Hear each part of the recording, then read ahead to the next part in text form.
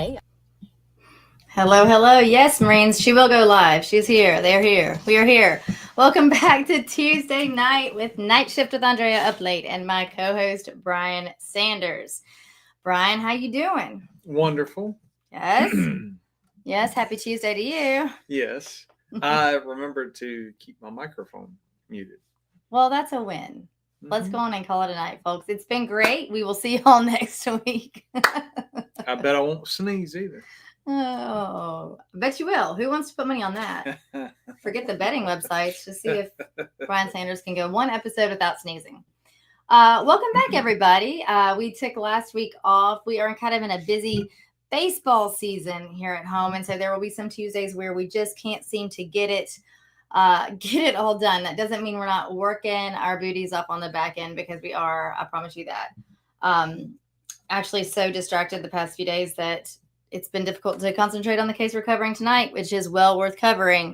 So we've got a lot of irons in the fire right now. But welcome back. If you are new here, this is a true crime podcast, so you know what to expect with something like that. And saying that, we are a live YouTube show every Tuesday night, or mostly every Tuesday night, as seasons dictate. And then we drop to wherever you listen to your podcast, wherever you stream them after that. So your iTunes, Spotify, etc. So please, if you think about it, throw us a like, a rate, a review, all those things. It's always great and super helpful for us. Tonight, I will say, if we have a few people hanging out in the lives when we're done, we may pop on over, start a new live, and cover some really breaking stuff. If not, we might just put it out tomorrow. Either way, know that that's in the cards. I feel really short right now. What's that happening? Is it me? Did you grow? I can. Okay, can you shrink? Do you think that's a thing? Watch this. It's perfect. Is that better? We'll take it. Yeah, I don't know. I feel like I feel like every show I'm like the horse in the never-ending story. Like, I just keep sinking. But anyway, welcome back to all of that. Like I said, we are a live YouTube show. So occasionally we might get a little silly or talk to our friends in the chat, which you can always join. So that is free. Everything we do is free. We, again, refuse to make money on this podcast. In fact, we just like to pour out all the money, and then we like just to do it for free because we love you guys. Yeah. So you can always hop in YouTube. If you just log in, you just need an email address to do that. Again, you were assigned one of those at birth, so it costs not a dime. Hop in the chats, and you can always talk to us. Usually we will engage there for a moment at the beginning, go through our case, and then talk to our folks in the chat at the end, and kind of banter back and forth. But in saying that to you, I think we're going to go on and get started. You might as well. If you ask me something, I'll start yapping and get did you put some things down? No. Okay, then that's fine. So sorry. Yeah, it wasn't really a year for that. So yeah. Okay. Sometimes we like to talk about pop culture or certain crimes or things like that took place in the year of the case that we were talking about. So that's what we were just referencing. But tonight, the case we were referencing took place in 2016. And I got nothing again from 2010 to 2020. I'm kind of out on anything pop culture. No, it's all pretty much pop culture didn't exist. Yeah. Everything was pretty bland. Clothes were the same. Yes. Okay. Well, we can get started. Hey, guys, this case is like kind of one that I realized isn't, I don't know, I don't feel like it's super well circulated. And the fact that it's deemed unresolved, which we're going to get into the weeds of that, of course, at this point. And, it's been, 9 years, almost 9 years since this occurred. So in saying that, it's interesting that I'm not really finding as much about it as I would think. There was a very long, I think it's like an 8-episode podcast and also written form in the Texas Monthly called Tom Brown's Body by a guy named Skip Hollingsworth. He did a great job really going into detail with interviews from all the family members involved and investigators throughout the case. This one, not unlike most of the cases we cover, has some twists and turns that wind up being a little interesting as we move on. So this one we are going to cover in a 2-parter. There's no way to do it justice one sitting unless you want to sit here for 4, 5, 6 hours. So We're going to kind of wrap it up after this first part, and then we will continue next Tuesday for part 2. But for now, let's get started with the case of Tom Brown. So Thomas Kelly Brown was born September 13th, 1998 in Pampa, P-A-M-P-A, Pampa, Texas. His mom and dad are Penny. So Penny's current last name is Meek. Okay, she was remarried eventually. So Penny Meek, and his dad is Kelly Brown. And eventually they divorced, I want to say in 2006. Tom has 2 older brothers, Tucker and Toby. And so mom and dad divorced, like I said, in 2006. And his mom, Penny, is a teacher in their town of Canadian, Texas. That's right. The town's name is Canadian. So I'm used to it now because I think I've read novels on this case by now and listened to so many audio streamings about it. But I had never heard of Canadian, Texas. Had you, Brian? No. And I'd almost venture to say that Texas would change that name just on principle. We have plenty of Canadian friends. No, I know. I'm saying, but isn't Texas like known for being Texas? Like sometimes they don't even want to claim America. You wouldn't think they'd have a city or town called Canadian. That's the thing too. It's not Canada, it's Canadian. So it's just an interesting take. So Canadian, Texas is located actually, if you picture the state of Texas, you know how it's got that kind of like the top hat, like I say top hat, I think it's also referred to as the Panhandle region to the locals there. It's that top kind of 3 sides of a square, very tip top of Texas. And Canadian specifically is in that top northeast corner. So it's just about 20 miles west of the Oklahoma border. So that's what you're talking. You're getting into like that part of the plains. The largest city of Texas near Canadian is Amarillo, about 100 miles away. So we're definitely in a rural area, a plains area. And that's kind of where this whole case is going to take place. So like I said, Penny, Tom's mother, she's actually an IT teacher. So she does the computer stuff there at a school in Canadian, Texas. And now you know a little bit more about that town that I just learned about as well. So Tom had quite a few friends, many of whom we are going to be talking about because they're going to be peppered throughout the night in which this case took place. And they had been with Tom the night he was missing. Tom had a few roles at his school. So he played football. He actually played on the state championship football teams, 2 different ones. He participated in 4-H for Hemphill County. He was class president for 2 years running, and he and his family were members of the First United Methodist Church. On a side note, they went to church with the family of what winds up being the lead investigator on this case, but they weren't necessarily pals, if you will. So there's been talk about Tom in football because while Tom had been on the football team, he had recently advanced to offensive line, and he was playing first string, all right? But after a few games of this, Tom's coach pulled him. He eventually was he quit the team. So there is some talk about this moving forward. Again, this is an unresolved case. You're going to learn more about that pretty soon. But there's a certain population of people in town that think maybe him quitting football could have been an indication of kind of a mental health decline, potentially some depression looming around. Others will say this actually has nothing to do with anything and that he just wanted to spend his senior year of high school doing things rather than sit on the bench for his football team, because once he was pulled for first string, he was going to be spending a lot of bench time. And it sounds like he just wasn't interested in that. So Tom wanted to continue his education and eventually pursue broadcasting in college. His mom, Penny, will speak to the fact that Tom also had entertained researching potentially pursuing a role in like a WWE type of career. Oh, okay. Yeah. So what was it back then? Was it a Monday Night Raw? Would that have been the 2016-ish? 2016? Oh, gosh. I believe that's the one that they reference, saying that he really enjoyed watching Monday Night Raw.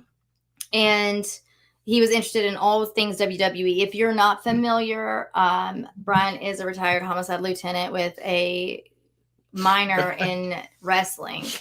Wrestling. Yeah. So by the time WWE came around, I'm not sure it was wrestling so much as it had been in the years prior.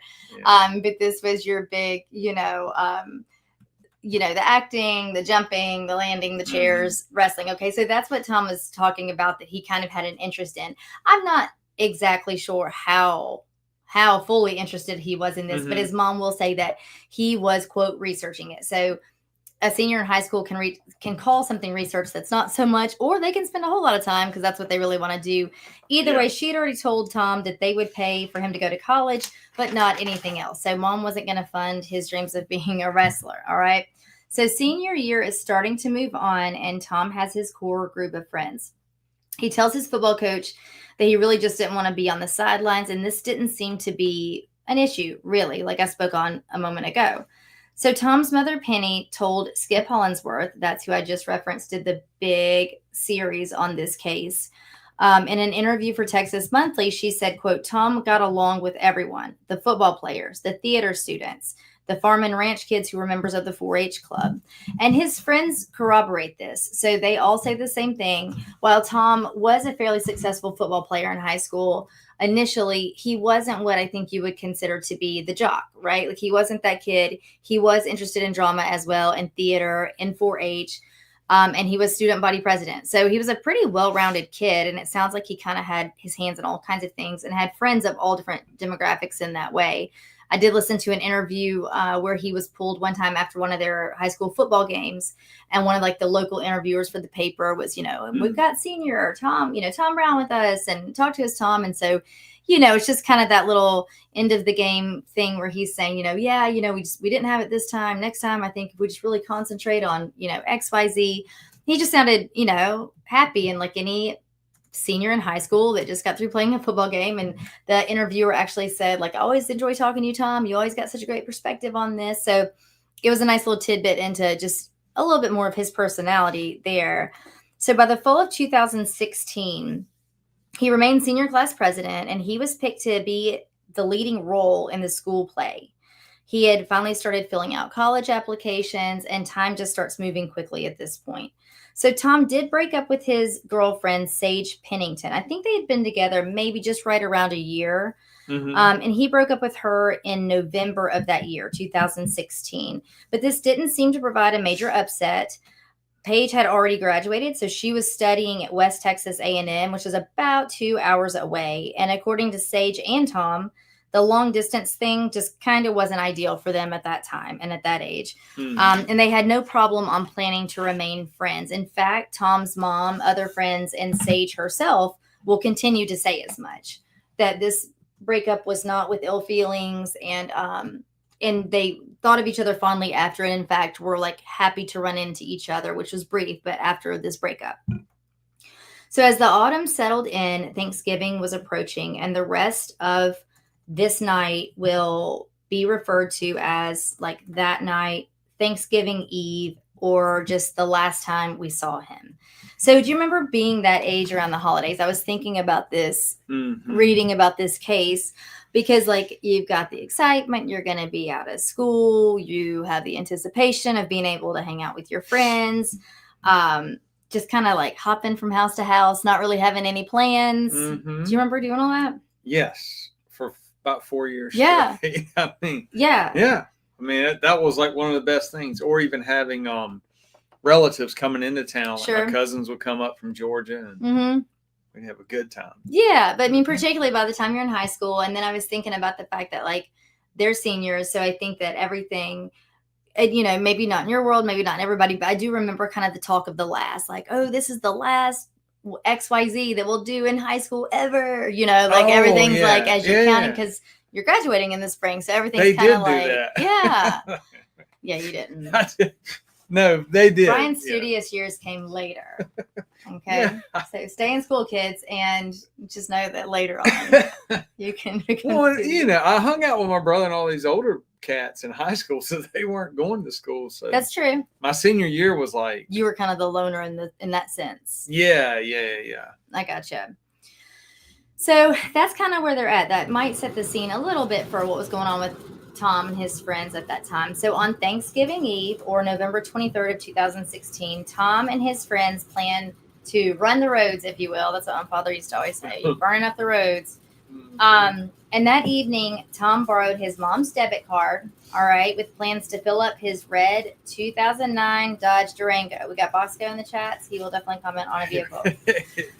We know that he headed to the Canadian middle school parking lot. Again, he's a senior in high school, but for whatever reason, he and friends had chosen to meet at the middle school parking lot. And this is where he met Caleb King and another boy, Michael Castleton. These are good friends of Tom's. And these friends got into Tom's Durango, and from there, the night kind of got started for them. They actually went down multiple streets that they were quite used to. So used to, in fact, that the boys had named this section of streets Tom's Loop. Okay. So when they would take this little beat, they called it Tom's Loop. So then at 8 p.m., they went back to the middle school parking lot to meet up with another friend. And so Michael decided that remember that was Michael Castleton. Okay. So on part 2, a lot of these names are going to come back to us a little bit more. But Michael decided he was going to go on and head back at that time. So he hopped in his car and headed home. So I told you they were there to meet another friend. And once Michael left, Tom and Caleb climbed into his other friend's car. This friend is Christian Webb. So Christian is a female. She was a good friend of Tom's that had already graduated. So she was in college studying microbiology. She played piccolo in the marching band, another pretty bright, well-rounded kiddo here. So she had not been in town or seen Tom actually since before school had started that fall. So, which had only just been, 2 or 3 months. So it's Thanksgiving break. She comes into town to see family. She's hanging out with friends and was finally seeing Tom for the first time that semester. So when interviewed about this night, Christian will say that Tom seemed really, really happy. So Tom, Caleb, and Christian listen to music. They ride around. They eventually stop by a place that the locals in town called the Walking Bridge. And I'll tell you what, if we don't do another case that has talk of a bridge or a walking bridge, I'd be okay with that. But remember, we're near Oklahoma, and it's late November, so it's pretty chilly outside. It was the upper 30s.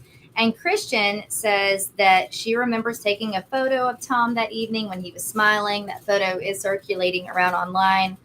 And that she corroborates that Tom had not really been wearing very heavy clothing that night. He was dressed appropriately, but kind of appropriately to be in a vehicle, not to really be outside in the elements. So he was actually wearing a thin black pullover, not even like a thick hoodie or sweatshirt, like a really thin pullover, a Canadian Wildcats t-shirt, some jeans, and tennis shoes. So Caleb, Tom, and Christian made their way back again to the middle school parking lot. And this was around 11 or 11:15 p.m. Caleb called it a night, and now he headed back. So remember, they went back before he and Michael and Caleb left. Michael left. And Tom and Caleb got in Christian's vehicle. So now they go back to the parking lot, and Caleb is deciding to go home. So now we have Tom and Christian there. So Christian and Tom stayed for just a little while and kind of sat there in the parking lot chatting before going their separate ways. But while they were talking, they did talk about Tom coming over to her house the next day to play pool. So their plan was that Tom would be going to Christian's house the next day. And they agreed that Christian should come back and that he should go visit Christian sometime at school at Oklahoma State. So they were just kind of making some future plans, but the most immediate of which would be the very next day on Thanksgiving Day. So Christian says that that's about all to their conversation. There wasn't much more there, and Tom went on and drove away. She got in her car, and Tom drove away home. Little did any of them know that would be the last time that anyone saw or spoke with Tom. Okay? So there's not a whole lot in the background to get to. Everything else is going to be what happens moving forward. So at home, Penny, remember that's Tom's mom, Penny was starting to wonder where Tom was. So Penny will say, and his friends corroborate this, that Tom was never late for curfew. She said he almost absolutely never was late, and his curfew was actually only midnight. So he didn't really have a very late curfew as a senior, particularly on a holiday break. Yeah. But she said that if he ever was going to be late, he would always call or text her. So it did feel odd to her when midnight rolled around and she hadn't heard from him. I guess it was that out of the ordinary for him. So she began calling and texting Tom. So after about 30 minutes or so of this, she decided just to go looking for him. So she tells her husband, Chris, that she's going to go find Tom. She grabs her keys. She takes off in her car, and her oldest son, Tucker, Tom's older brother, Tucker had a friend over that night to the house watching movies. So Tucker says, oh, we'll help too. So they hop in his 4Runner, he and his friend, and they drive around. So now we have 2 vehicles on the road looking for Tom. And they did briefly discuss where they were going. So they tried to kind of go in different areas of town. This is not a large town, and we're going to speak to that here in a moment. So they're all out kind of roving around. And at this point, Tom's family were mainly just concerned that he'd been in an accident and they'd find him in a ditch. I mean, that's kind of always, I think, the first. It's late at night. It's dark. Small town. The roads are not that busy. And he was a responsible kid. So it would make sense if he kind of spun out or something like that happened. So Tucker eventually drops his friend off, but continued searching for Tom for another hour or so. So Mom, Penny, finally comes home and called Caleb. Remember, Caleb Klein was one of the friends out with Tom that evening riding around. So she had known Caleb for years. They had been friends for a very long time. So she calls Caleb to see what he might know. So Caleb will say later that he was actually quite surprised to hear from Penny because Tom was almost always home by curfew. So he felt the same way Penny did about this.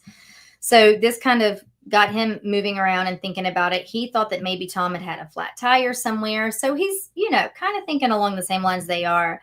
So the 3 friends that had spent the evening together with Tom earlier on actually all start communicating with each other, and they all get in their separate vehicles and drive around.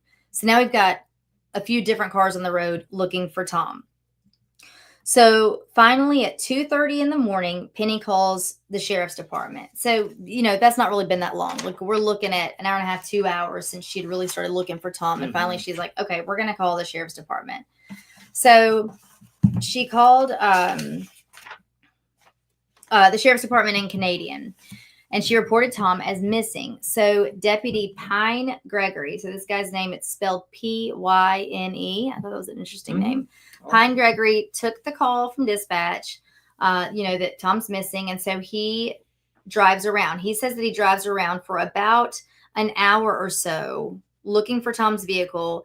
And then he arrives to Tom's house at 4:00 that morning. Tom's mom, brother, and stepfather are all there, and they're talking to Deputy Gregory. So they're just trying to kind of spitball, think of what potentially could have happened, where Tom could have gone. And so finally they suggest that maybe, just maybe, Tom had gone to visit with Sage. That was the girlfriend he had broken up with earlier in the month. Tom's family knew that Sage had been in town for the holiday. So they thought, well, she kind of lives on the outside of town a little bit. Maybe that's where he is, and that's why we're not finding him anywhere. So Tom's brother Tucker hops in the car with Deputy Gregory to, show him where Sage lives. But unfortunately, Tom's vehicle was not there. So this is where 2 key players are going to come into this case. And we're going to start this episode. We're going to talk about one of them, and we're going to get to key player number 2 in the investigation during part 2. I feel like that guy actually needs a few shows, but I digress. So Sheriff Nathan Lewis. Nathan was what they described as a sharp-dressed guy. He was 32 years old. People around the town will say he was a dead ringer for Dale Earnhardt Jr. It makes sense. He's got a red beard, cowboy hat, the whole deal. So he was, again, the 32-year-old sheriff of Canadian Texas. So this would be the Hemphill County Sheriff's Department. And he was also the son of a father who had used to have been the mayor of Canadian. So a little bit about Nathan Lewis. He was elected sheriff after promising the town he'd, quote, stop at nothing to get rid of drugs in this town. That town, by the way, was about 900 square miles with a population of approximately 2,900 people in 2016 and declining to about 2,200 current day. Yeah.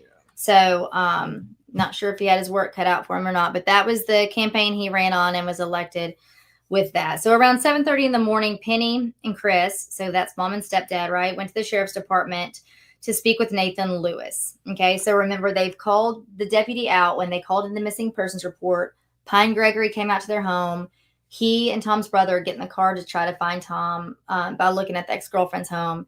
And then finally that morning comes around, daylight breaks, and mom and stepdad go on to the sheriff's department to probably, I would assume, make more of a formal statement. Mm-hmm. Is that what happens? Probably, yeah. Just further interview, further questions. Okay. Yeah. So they get there around 7:30 in the morning. They are going to be speaking with Nathan Lewis. Let me show you so you can just get a little idea in your head of some of the folks we're talking about. So first off, here is a photo of Tom and his mother, Penny.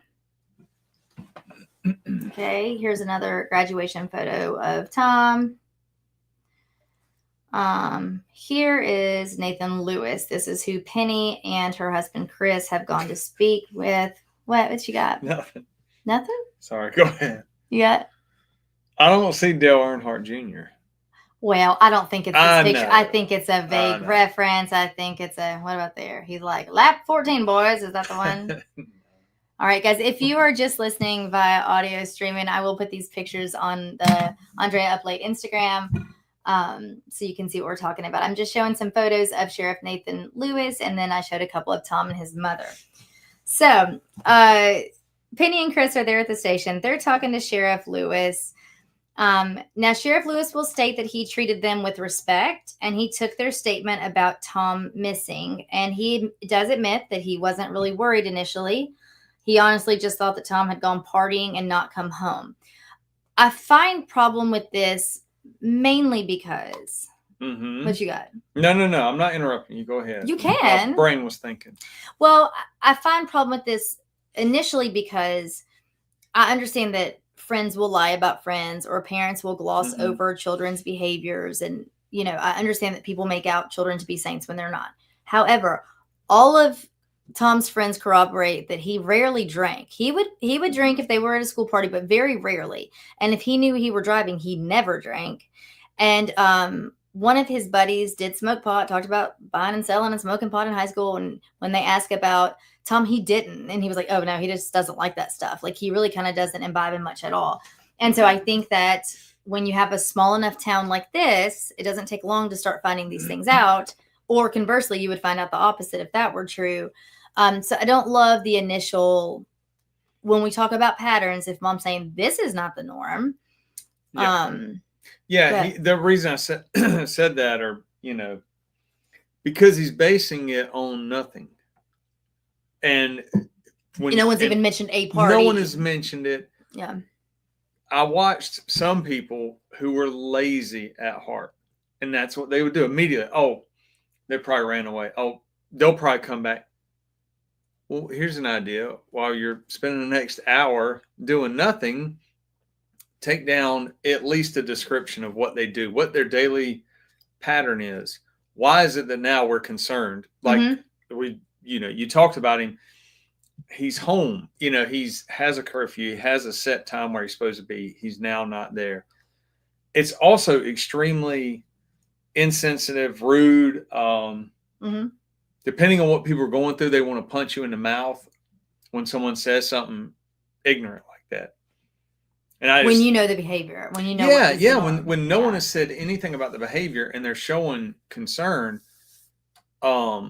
and some people get overwhelmed. They go, "Oh, I've never done a missing person," or "Oh my gosh, what?" And then they just. And he'll tell you later. He says later that he's never done a missing person. Yeah. And I think it's quite evident. Probably almost to a frustrating point, I've realized as of late, a lot of our cases, it's almost like that bingo card or playing that game of, drop the ping pong ball in the bucket of, is this laziness? Is this inexperience? Or is it a cover up? Because those are the three. And what happens, unfortunately, is that when you have any one of those three, it can start looking like any of it. It becomes difficult to differentiate.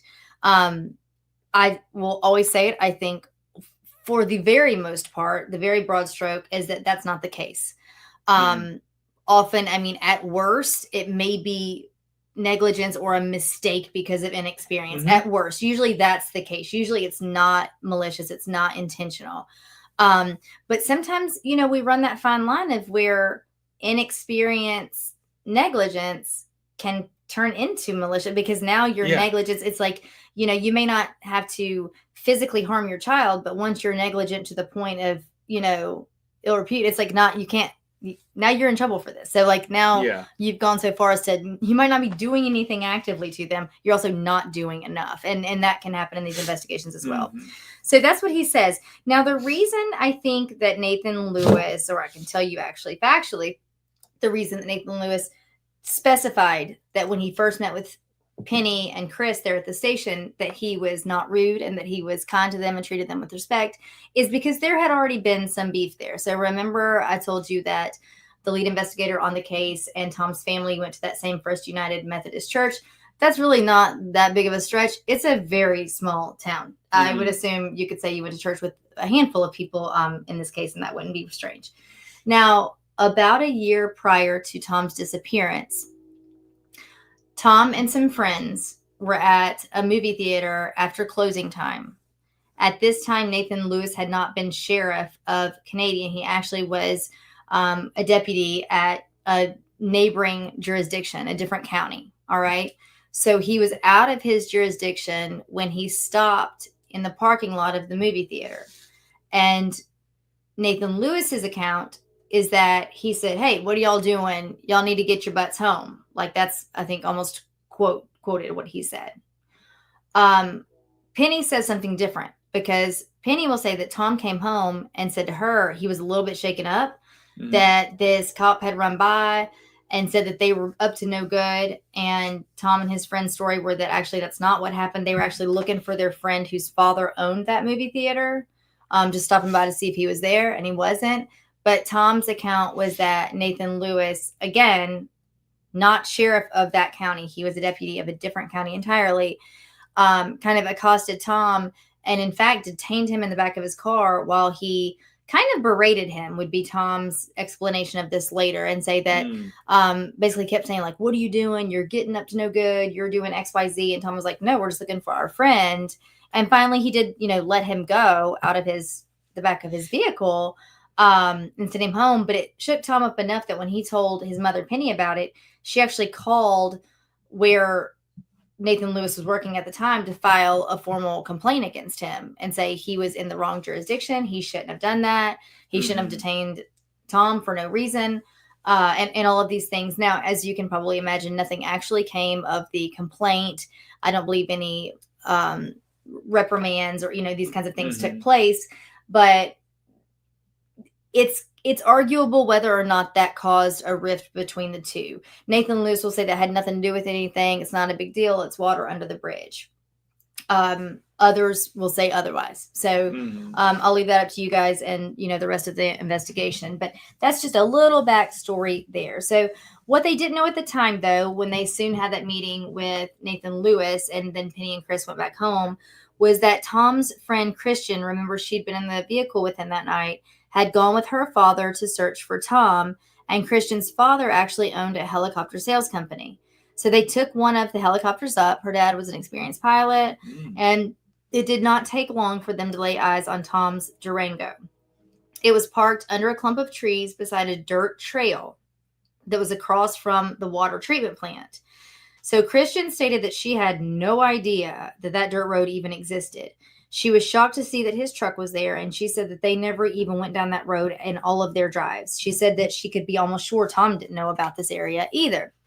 And I will say there's nothing to say that Christian would be making any of this up. In fact, when they talked to the rest of the kids, they didn't really know about this. They know about this Lake Marvin area. So there's like Canadian River, Lake Marvin campgrounds, Lake Marvin Road, but you've got to think this is one road that spans, I believe, 10 or 12 miles almost in a linear fashion, and you don't really have any reason. You can go down the main road. You don't really, well, you definitely don't if you're a teenager, if you don't work out there somehow, have reason to be on that dirt path that goes back behind these trees, almost like a work or access type road, if you will, that gets to the water treatment plant. I think that is it kind of universal that their water treatment plants are in like interesting spots, because I remember the one, I guess now that I say that, I've seen a few over my years, but the one when I was in high school, maybe because they're in high school, it's making me think of it, but it was like back behind our high school, but same thing. You would have to take like kind of a secret road that definitely nobody knew about to get back there. And then even if you did, you wouldn't want to because it stinks so bad. Yeah. I had to guard a deceased person down in the woods. Same thing. It was a trail that went to a water tower. Did you think he was going to get up and run away, or like what? No. I just didn't know. No, okay. But it, as crazy as it sounds, it was relaxing because nobody was back there. Because nobody was back there. It's similar to this, well, sort of. Mm-hmm. There was a vehicle found off of the road, the little service road, and somebody was cutting through the woods. I think their dog was barking or whatever, however it was, and just off of the service road. Sat out there for I don't know how many hours. Uh-huh. It was pitch black. It's relaxing. And hearing the radio, like all kinds of crazy calls, I'm like, just sit here and relax. But it was down like service roads. Maybe there's something to the water treatment. I mean, maybe to keep it away from everybody. I don't know. I don't know. I don't think everybody puts that much, thought maybe it's cheap land or something. Or it's just away from everything. I mean, you're not going to be found somehow, whether you did it to yourself or someone else did it. It may not be something that's found right away. So, excuse me. So, like I said, next thing you know, Christian and her father are flying over and they find Tom's vehicle. So, Christian's dad calls Sheriff Lewis, who made his way over. And that would be the morning of November 24th. So that's actually Thanksgiving Day, the morning after Tom went missing. So at the site of the truck's location, the ground was dry, so there had not been much rain recently. Sheriff Lewis and his deputies circled the truck around. There was no sign of Tom. They couldn't see a lot of outward signs of much of anything. They state that they found one shallow footprint outside the driver's door. Depending on who you talk to, you will hear, yes, there was definitely a footprint. And then you hear, there's a footprint. You wouldn't be able to make out what kind of shoe it was. I say this to you because there will continue to be kind of a conflicting verbiage, because when I hear both of those things I just said, that sounds very different to me in terms of investigation, right? Mm-hmm. So, shallow footprint, they said that they saw a urine mark on or around the driver's door.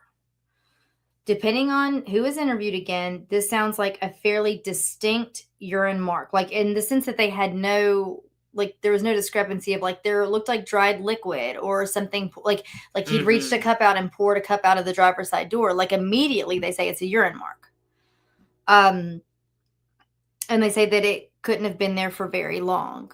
So I have some questions about that. We've talked about that earlier. We're going to talk about that in part 2.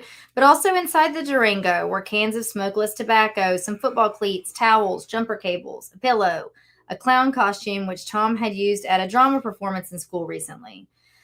Michael Castleton's debit card was found between the front seats. And this wasn't necessarily a big deal. He had been riding around with Tom that night, and he said it fell out of his pocket. They also found a small, faint streak of blood on the inside driver door handle. Now, this truck was referenced as filthy. It was disgusting. It was just full of mess. And I saw the pictures. You've seen some of them. The Texas AG's office put out a press packet that has some of these photos we'll be showing next episode. But being around a various amount of teenage boys throughout the week that we always are, and seeing these vehicles, when I saw the inside of Tom's, I'll have to be honest that I'm not too bothered. I don't think it's that bad, and it seems kind of par for the course. So I told you about Michael's debit card in there, and so they also found a small faint streak of blood on the inside driver door handle. So right where you would clasp the handle to open the door was a streak of blood. I have seen this. It's not very much. And Sheriff Lewis's assessment of this blood was, quote, "It looked like it was probably a knuckle cut or something, or a finger cut, or a paper cut. It was very dry." I mean, maybe that's a decent assumption since it's where it is. That's where your hand would naturally reach. I don't know. Oh, he's just saying because there's a small amount of blood. I think because of its location and that it's small. So maybe if your hand curled in the handle there. Okay. He continued to say it was very dry. So I think in comparison to the urine mark, which really isn't, I haven't seen a lot of follow up on, he's, I think, trying to paint a contrast in the fact that the blood was old. The blood is dry and old. Mm-hmm. The urine was more recent. So he says, so 2 other very interesting things were also observed, or lack thereof. Okay. So on the passenger floorboard, a .25 caliber casing was found. But Sheriff Lewis said there was nothing inside the truck to indicate that a gun had been fired in there. He said there was no gunpowder residue. There were no holes in the upholstery like that. Mm-hmm. He said he used the word splatter with an L. Don't worry. Ooh, you love that. Oh my goodness.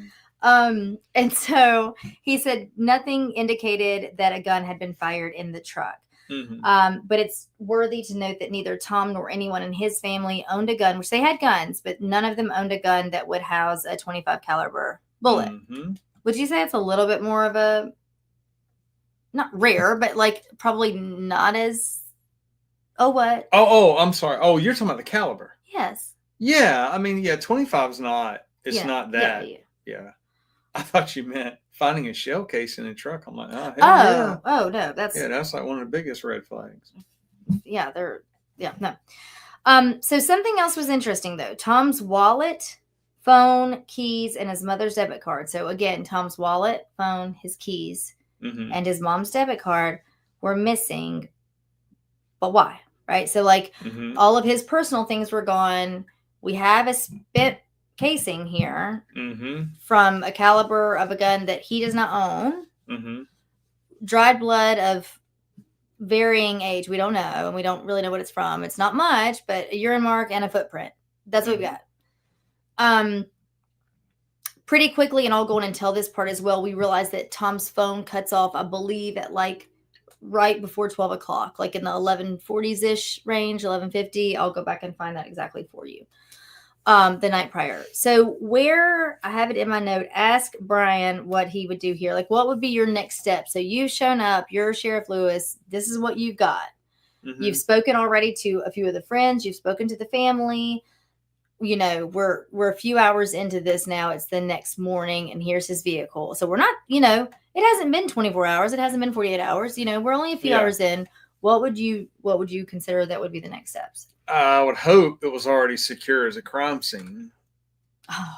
I mean, the only reason I say that is like sometimes not. Sometimes patrol may get there and go, oh, well, this was the guy that was missing, right? And then go, But you would treat it as a crime scene. You've got a person missing, meaning cordon it off as big as you can because you don't know what all you've got. Mm-hmm. And then hopefully you've got access to someone who can respond and process footprint, fingerprints, collect the shell casing, access to some kind of ballistic lab that can then run the shell casing since mm-hmm. it's spent, meaning it's been fired. Mm-hmm. What else? But really just broad stroke, you're saying we're going to not contaminate it further and we're going to start investigating and seeing what we have. That's when that's when everything slows down. That's when you hold it for as long as you absolutely need to hold it. Particularly out in the wilderness by a water treatment plant. It's not a city. It's not a store or a residence. Yeah. Mm-hmm. Okay, cool. So Sheriff Nathan Lewis was quoted as saying, quote, "You cannot get fingerprints from something with dirt on it. You just can't. This isn't CSI. We don't have equipment to do that. Maybe some FBI guy could do it or something, but we can't." Well, what item was he talking about? He was just talking about, generally speaking, getting fingerprints off of something with dirt. He's talking about the truck having dirt all over it and that they could not lift fingerprints from that because it has dirt. I'm not in the weeds of whether or not you can even do that. I think the fact that the verbiage was maybe some FBI guy could do it, but we can't. Is this an experience or an actual just misunderstanding of the procedure, of how the procedure works? Because like, if you can do it, you can do it. If you can't, you can't. I don't think that being FBI or local law enforcement, maybe some people have different equipment, but it's almost as though he's not really sure of the process, right? Yeah, it does sound like that. I don't know what all his background would be or how many cases where they have to do fingerprints cases. Or not missing person. I know.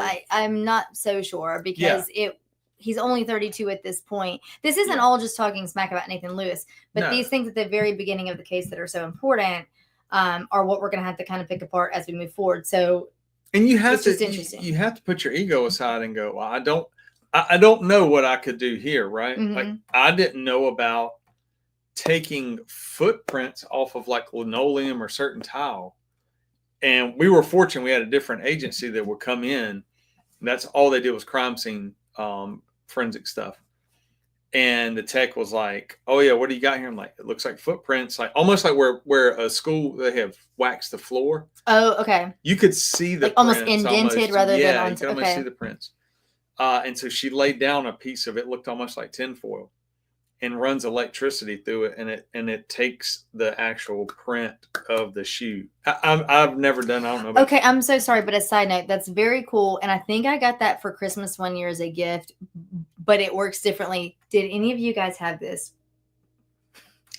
Please nerd out with me for a minute. Did you guys have that thing where you put up the it's like think if you pull down like a projector screen, okay, but not really that cool because it looked that cool on TV. But you hang it on the wall behind you, and it's just like a whitish, lightish green color. Mm-hmm. And then you take the little thing in front of you and go, ping, and it like shoots a light at you, and then you move, and what it's done is captured your shadow behind you. No. Yes. And then you move again, and then you do it. And then it like slowly dissolves, kind of like a Polaroid would evolve, like it kind of like slowly, and you do it again. And after you've done it, and then your cousin comes over, and you've done it, like, then you're over. It's over before Christmas night because like you're like, how many more shadow positions do I need to be in? They don't last forever. That's cool though. Yeah, I wonder if it's kind of the same time. So back to fingerprints and dirt. That's why I was curious what he was saying. Like if it was like a lot of dirt, or I don't know. Anyway. I think that it's because that came off of, and my bigger point there was just kind of how he referenced that, like with the FBI. And it was kind of, I think ego is a great word here. I think that sometimes with inexperience can come ego. You know, and I think that's what we're seeing a little bit. That's also, I hate to interrupt. That's also where you don't do that, and then you do pick up the phone and say, "Hey, Sheriff so-and-so," or "Hey, Chief so-and-so," right, in one of the larger cities or one of the areas closer, that has resources. Yeah. Hey, this is what I got. I'm sorry, we don't have this experience, and then they can just advise and go, hold what you got. This is what you can do or whatever. But they got to have access to somebody that processes a crime scene. Sure. In their whole history. Right. You would think, if you consider it a crime scene. So almost immediately, the town takes action, and people come out in droves to assist in the search for teenage Tom Brown. Mm-hmm. So it can be overwhelming. It can be overwhelming, but also when you're talking about holding the crime scene, we've got everybody and their mama in and around all of this. Okay, so Christian Webb's family now has taken 2 helicopters up. People take out. They're on horseback, on foot. They've got 4-wheelers. Trekking dogs come out with game wardens.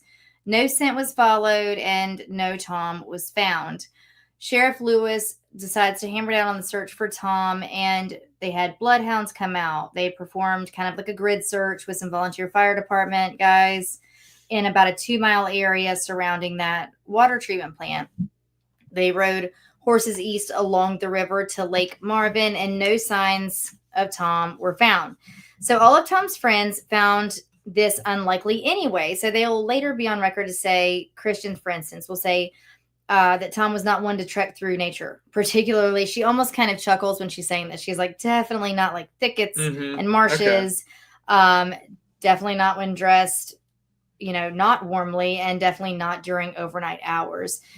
They said instead he liked his phone and video games. So they kind of laughed. They're like, he wasn't an outdoorsy guy. Like, I don't see him like hanging out back here, wanting to be outside. His mom, in fact, will kind of chuckle. It was in an interview much later, and say like, Tom walked about as far from the couch to the refrigerator. Like, that's about as much. Tom wasn't a walker. He wasn't a hiker or a jogger, So it's kind of good to know that.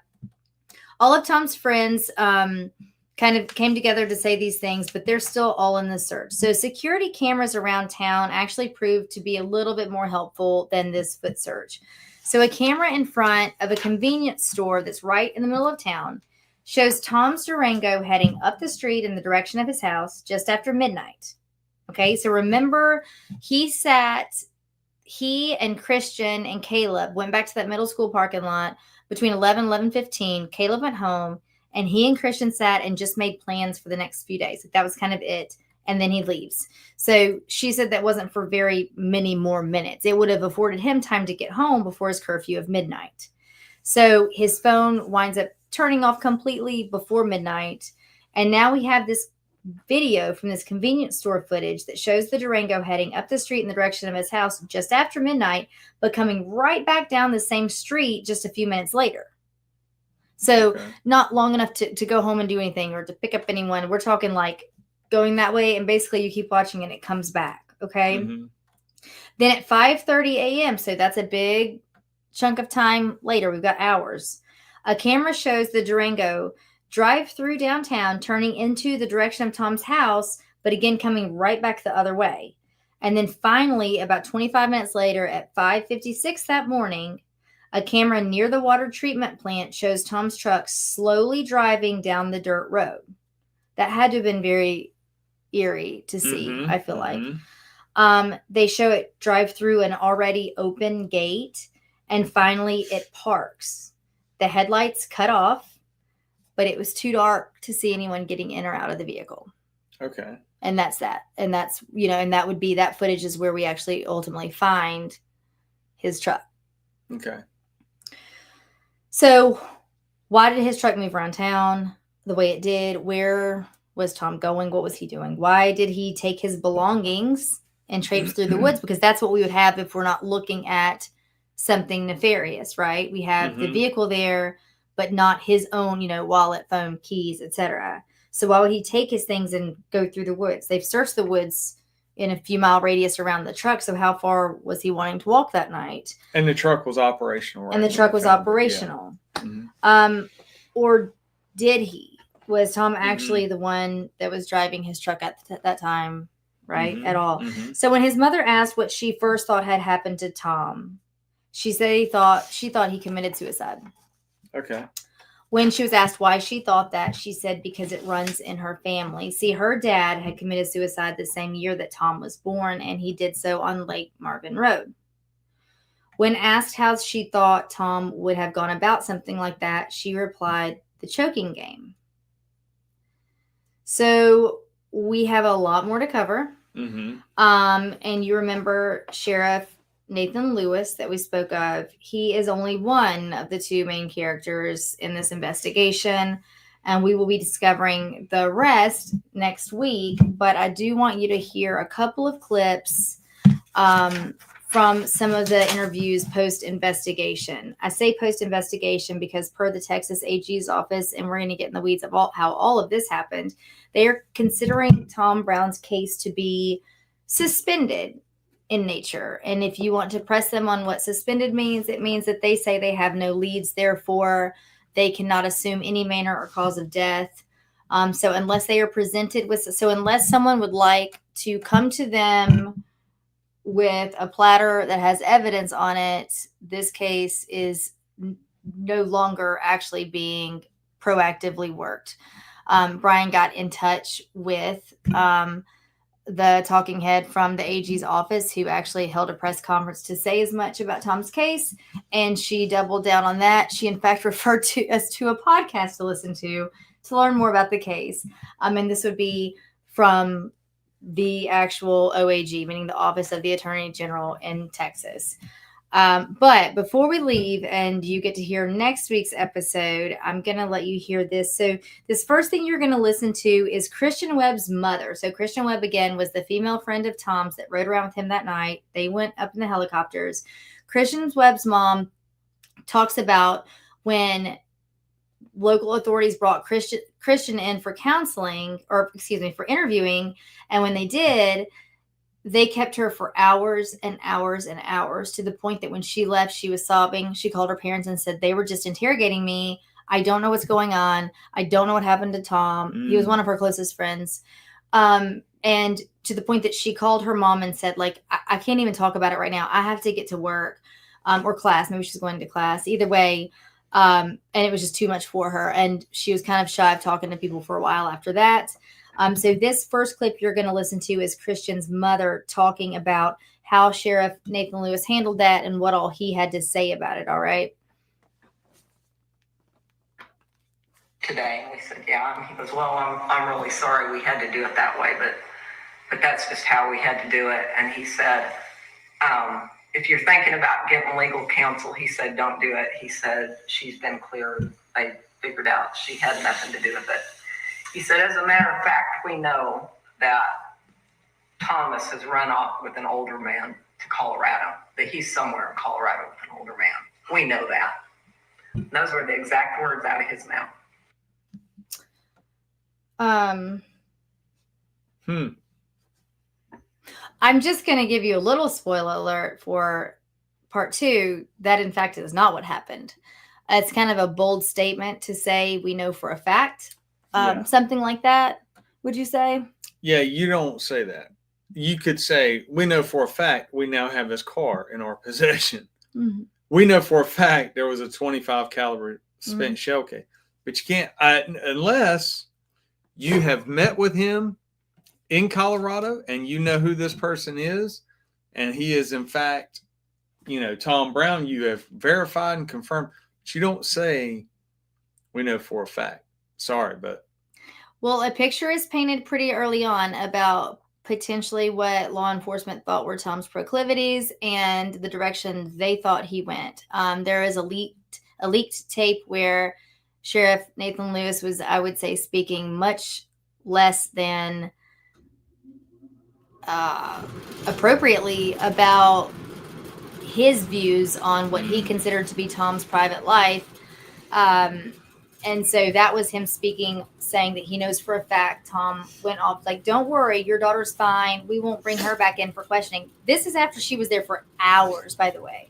So they didn't seem to know for a fact. Hold up. I'm so sorry. Yeah. He told the friend's mother, don't worry about getting counsel.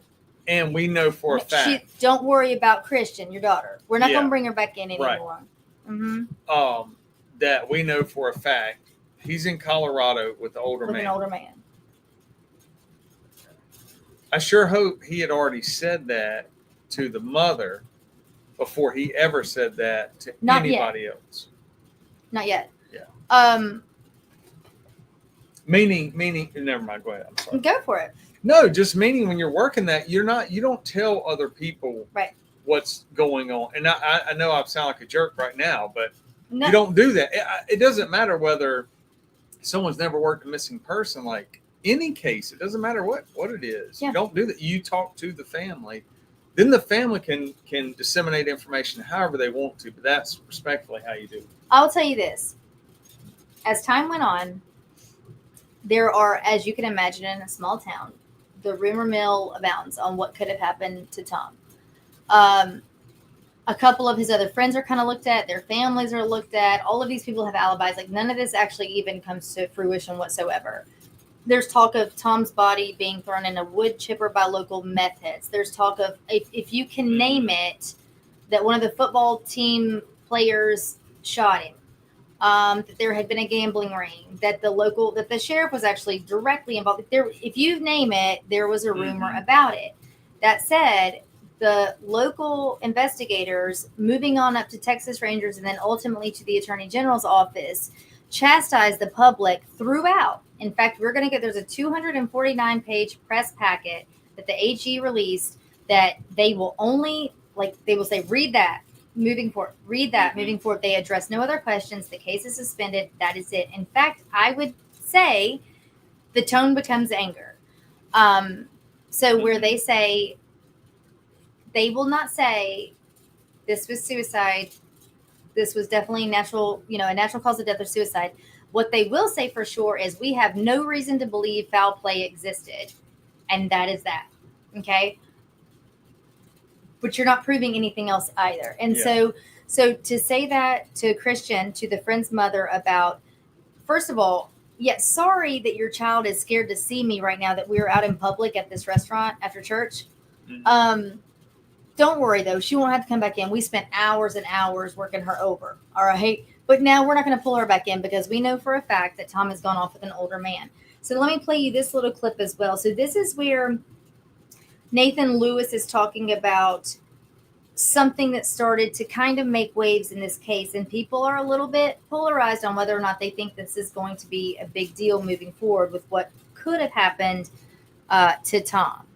When I was told about Tom's fetish with wearing diapers, that just opened up a whole new thing in wondering what are we dealing with here? I just knew that we had to put him under a microscope.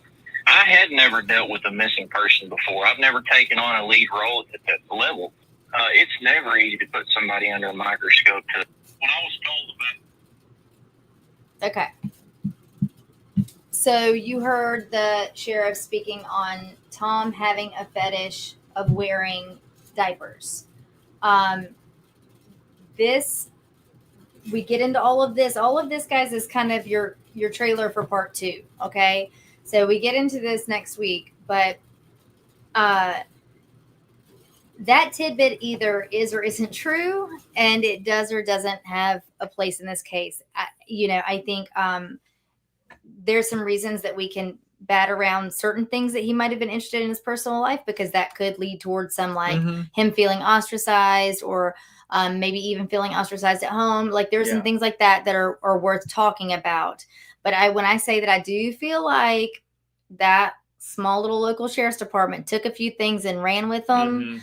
I mean, immediately he says, oh, we got to see what kind of boy this is and got to put him under a microscope. I think under a microscope, what you're trying to say is we've got to learn more about Tom. But I think that when you say you're putting someone under a microscope, now it feels like you're dissecting them, like more personally, rather than trying to learn about who they were so you can solve what happened to them. And then here is a conversation after the Texas Rangers talked to Penny, Tom's mother. This is Penny talking about what they said to her.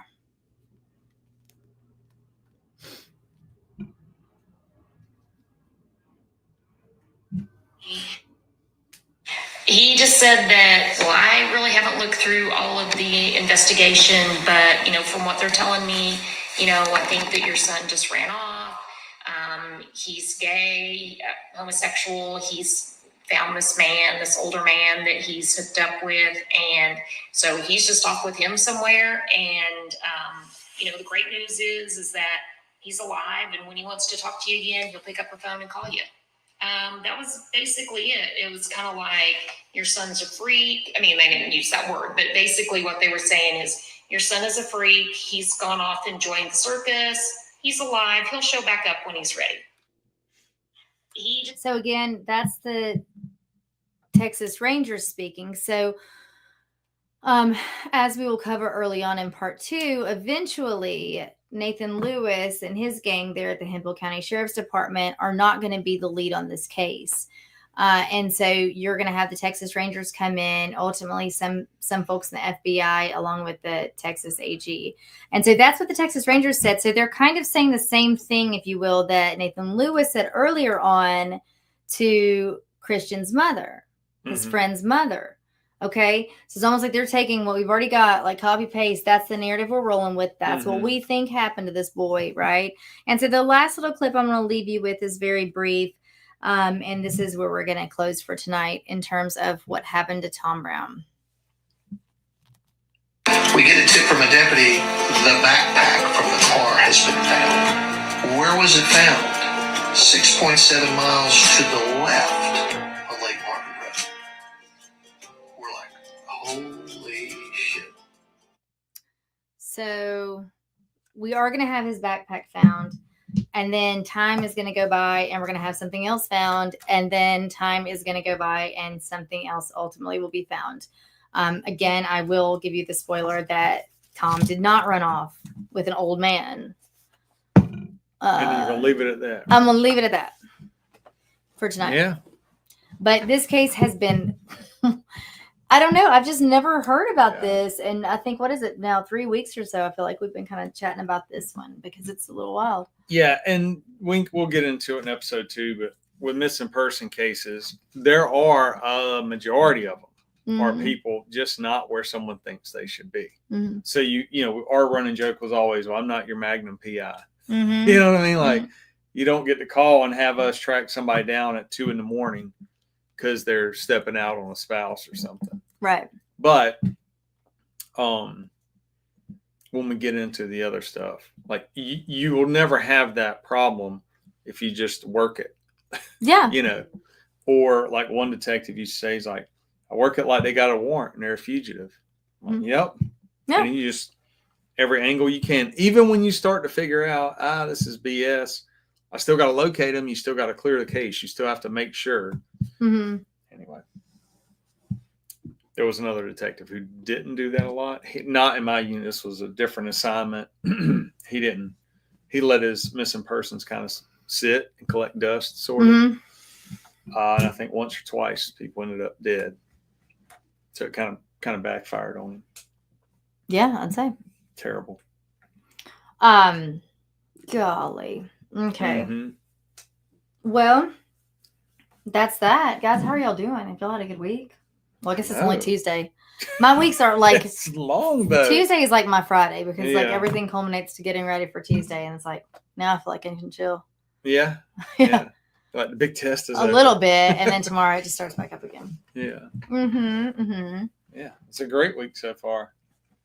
You know, real quick though, we're sitting here talking about the summertime and the beach and all this, and the robot screen downstairs said something about Colorado was expecting snow in the mountains or something. I was like, oh, I forget. Like it's May, I guess. It's only elsewhere May. Yeah.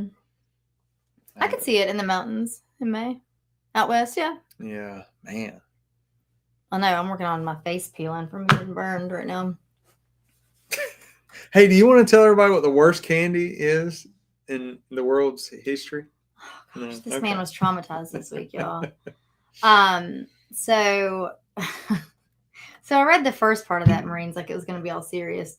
It says, I could see law enforcement not telling them where he is if he didn't want them to. And now, first of all, before I get to the next part, that's actually true. And Brian will talk about that, that, you know, he's worked cases like that where, yeah, precisely. Somebody just wants to leave their family and you can do that. And if you're an adult, you know, but like he also said, you're still have to find it's them. still like missing persons case. So you don't have to tell the family. You just still have to work it. And you can also ask the person when you make contact with them. Can I tell them? Hey, they reported you missing. Can I just at least tell them you're alive? You're okay. What can I tell them? Mm-hmm. Yeah. Marines goes on to say though that his wife's mom keeps trying to find her, his wife, including trying to use law enforcement, but thankfully they won't. Is what he's saying. Oh. So. It's funnier in a whole. I thought he was being serious at first. At first, I know. Back to the world's worst candy. The world's worst. It was Mike and Ike's. It was the mixed pack. What was it, honey? It was not the original Mike and Ike's. I was all worked up.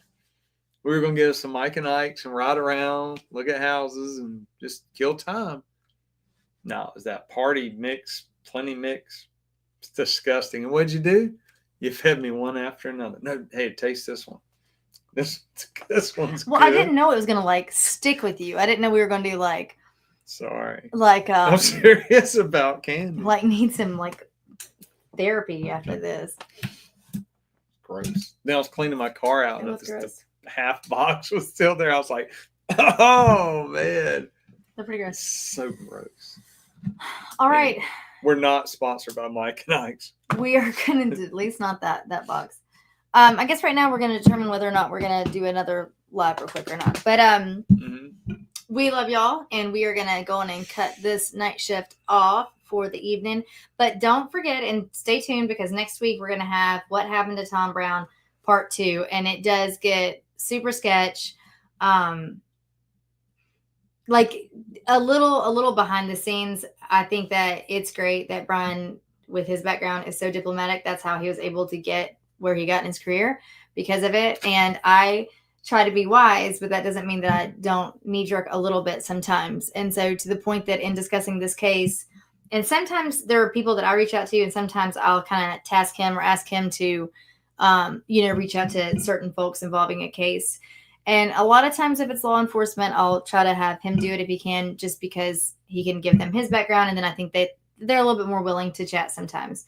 But when he called the Texas AG's office and she called him back, and the lady in question that we're going to talk about a lot on Part 2 gave him the answer she gave him, I think I even got a little snippy and said, "Well, I'm glad you were a nice guy, Brian, because you did good." But I was so frustrated with her answer that, so that's not how you handle a case, and that's not how you handle people. Yeah. Did you ever tell people like, "Hey, sorry, I didn't have any more leads, but if you want to know more about that case, go listen to this podcast"? Did you ever tell anybody that? No, we were usually pretty tight-lipped. But I would say if somebody had reached out, like we had, news channels and stuff reach out or whatever, then if it was a case that was already done, we'd still talk about it or present things to them. Oh, Jerry Falk did a few like that. You remember Jerry? Yes. Mm-hmm. No, I'm fine with that, but they call it suspended. They say that there's nothing ongoing with this. Like, it's just double speak. We'll talk about it. It's double speak, and then it's it might sound juvenile, but it's quite rude, to be fair. And you're still talking about a missing 18-year-old. Well, we'll discuss what's going on. Yeah. I read that as a comment, like, ooh. Yeah. So, okay, I was just wanting that. All right, hey guys, go back and listen. We've got a couple. Summer Wells wound up being a show that took a little bit of traction on the audio streams, and so that's still an unsolved out of East Tennessee and a little 5-year-old girl, and so that's well worth a listen. We've rattled our brains with that one for sure, including that final picture taken of Summer. That's on the Andrea Uplate Instagram as well. You can find all that. But always continue to send us messages, or you can email AndreaUplate@yahoo.com with any case suggestions or questions. We do have some updated stuff that we're going to cover here in a bit. But for the time being, definitely come follow at Andrea Uplate on Instagram. You can subscribe to the Andrea Uplate YouTube channel. Also, you can find Brian on Instagram at Brian Sanders Disruptors. You can find him on YouTube at The Disruptors with Brian Sanders. Is that right? Mm-hmm. Disruptors with Brian Sanders. Yeah. Again, I always say just put different variations of his name in The Disruptors and stuff, and you'll find it. And you can find him also, just as importantly, on his website at The Disruptors of Brian Sanders.com. So that'll give you some ideas of the classes he's got, some of the trainings that he provides. All of those just about can be online. You can purchase pre-made classes, whatever. He's got a lot of stuff on there that's pretty cool. And you can read a little bit more about his background there. But you've got a couple of cool shows coming up, right? I do. Speaking of training, I am jumping on a phone call Monday, as a matter of fact. Oh, okay. With a national training company you and I have been talking about. But yeah, so that could be coming out in the future. I did an episode today with a guy. I haven't posted it. This will post next week. Bailey Chase. This guy was an actor in Longmire, going all the way back to Buffy the Vampire Slayer. Recently Homestead for Angel Studios. Okay. And I think that's an ongoing series as well. But just really cool. He's done a lot of acting. I kind of briefly said that. Saving Grace. That was one of the older shows. That's a pretty longer running show. Yeah. He's done quite a few movie roles. He was in Superman and Batman, something. Okay. I apologize. I think there's 2 or 3 of them, but it was one of them. But yeah, just a really cool guy. We had a really good conversation. More like what we would have if we ran into somebody talking and yucking it up. But he started off telling me a funny story about Lou Diamond Phillips on the set of Longmire. Oh, well, and I told him, I said, Lou Diamond, he comes up quite a bit. I told him about how we were great. Sitting around talking about him. Absolutely great. Yeah. Aww. Yeah. And then another episode with Randall. I've done 2 with him, Randall Bennett. So he was in charge of all the diplomatic security in Iraq for, I can't remember now. But that episode I've got to do just a little bit of editing on, I think. Okay. You've had some banger guests lately. So you've been pumping out good shows. Well, thank you. All right, guys.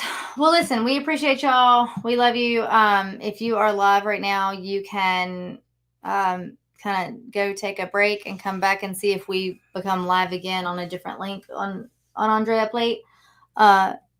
you'll know within like 5 minutes. So if it doesn't happen, then it'll be tomorrow. But that's kind of what we're thinking about now, kicking that around. So moving forward, we hope you guys have the best week ever. And would you like to tell the people good night? Good night, everybody. You didn't sneeze. I told you I wouldn't. That's wild. I'm a man of my word. All righty then. Well, until next time, we will see y'all next Tuesday. Good night, y'all. I completely